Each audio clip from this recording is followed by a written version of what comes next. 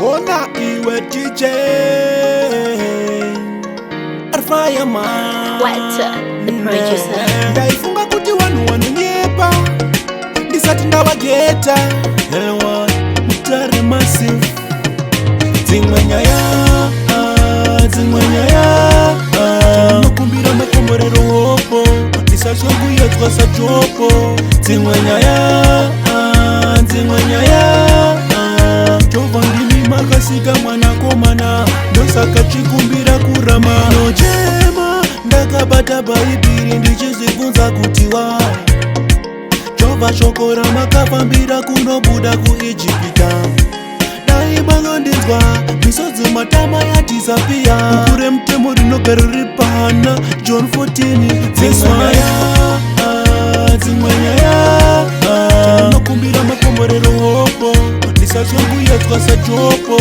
Dzimwe nyaya Jova ndimi makasika mwanakomana ndosaka chikumbira kurama Makati promisa Jerusarema izvozvi misodzi inoyerera Tichatomera makoronga mumatama tinochemangenerera Dai mangozadzikisa nyaya dziya dzamakanyora mumagwaro Pamakakurira hondo yaFaro Mwari makatarisa muri hiro Dzimwe nyaya Tinokumbira makomborero hopo ndisashonguyedzwa sajopo Dzimwe nyaya Jova ndimi makasika mwanakomana ndosaka chikumbira kurama Nochema ndakabata bhaibhiri ndichizvibvunza kuti why Jova shokora makafambira kunobuda kuIjipita Dai makandinzwa misodzi matama yatisapia Mukure mutemo rinogara riri pana John 14 Dzimwe nyaya Tinokumbira makomborero hopo ndisashonguyedzwa sajopo Dzimwe nyaya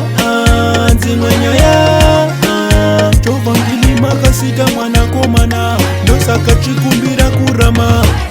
Makati promisa Jerusarema izvozvi misodzi inoyerera Tichatomera makoronga mumatama tinochemangenerera Dai mangozadzikisa nyaya dziya dzamakanyora mumagwaro Pamakakurira hondo yaFaro Mwari makataridza muri